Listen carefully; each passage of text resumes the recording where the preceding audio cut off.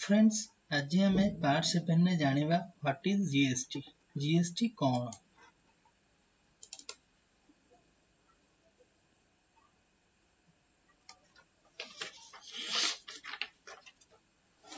GST रो full form होची goods and service tax.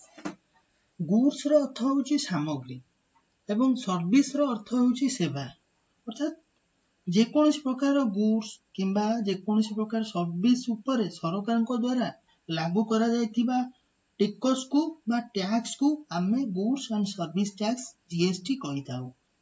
तो जीएसटी केबे और केते बेले लागे, कोन पय लागे, केते लागे, किपरि लागे, कहा ऊपर लागे या बुझीबा स्टेप बाय स्टेप।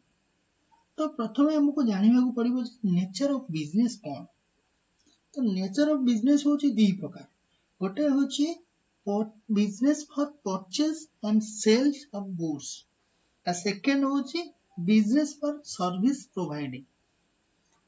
प्रथमे असंतो बुझीबा जे purchase and sales of goods माने गोटे बिजनेस जार नेचर रोहुची जे से जिंस किनिबो आ बिकिबो। माने करा जाओ गोटे शॉप सी टीवी फ्रिज एसी किणुची आ बिकुची, सेटा होची ता नेचर ऑफ बिजनेस होची परचेज एंड सेल्स। आ सेकंड होची बिजनेस फॉर सर्विस प्रोवाइडिंग।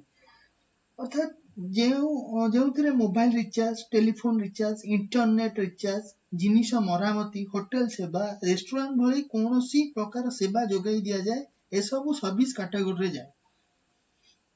जेउथिरे कोनोसी गुड्स बा जिनिस किना जाए नाही किमा बिका जाए नाही, बरं किछि प्रकार सर्विस जोगाई दिया जाए एवं सेथरे प्रॉफिट अर्निंग करा जाए। गोटे बिजनेस रो मेन एम होची कोन से तार किछि प्रॉफिट पय ही से बिजनेस करछि, किछि इनकम करिया को ही बिजनेस करूछि। तो सेटा जे कोनोसी प्रकार से सर्विस जोगाए से माने सर्विस कैटेगरी रे जानथि। तो क्लियर दी प्रकार बिजनेस रहिला business for purchase and sales goods और सेकंड होची बिजनेस फॉर सर्विस प्रोवाइडिंग। तो एबे असुन जानिबा जे को माने जीएसटी रजिस्ट्रेशन करि परिबे।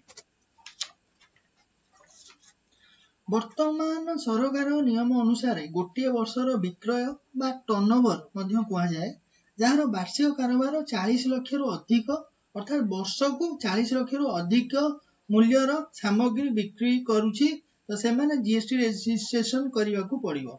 एवं जेउ मानकर वर्ष को 20 लाख रु अधिक मूल्यर सेवा प्रदान करंती, अर्थात जो माने वर्ष को 20 लाख टंका रु अधिक मूल्यर मोबाइल रिचार्ज हमारा जो hotel and restaurant service providing, तो से मानकर जदी 20 लाख रु अधिक होची से माने जीएसटी रजिस्ट्रेशन करिया को पड़िबो। एबे जदी काहर टर्नओवर 40 लाख रु कम किबा सेवार सर्विस प्रोवाइडिंग जो माने करछन तांकर 20 लाख रु कम होबो, तबे से फार्म में मध्य जीएसटी रजिस्ट्रेशन करि परिबे। एवं जेउ माने जीएसटी पंजीकृत वा जीएसटी रो समस्त कारोबार हिसाब करिया को पड़िबो जदी रजिस्ट्रेशन करले, तो से माने को कोटे कोटे अकाउंटेंट रो सहाय्य नबा को पड़िबो। से माने तांकर वर्षकर जति की परचेज सेल्स आ हमरो रहिला जहां भी अकाउंटिंग ट्रांजैक्शन लाइक हमरो रिसीव पेमेंट कॉन्ट्रा से जहां भी बैंक रिलेटेड जहां भी ये होची ताकू से माने भी अकाउंटिंग माध्यम रे ताकू रिकॉर्ड करिया को भी पड़िबो।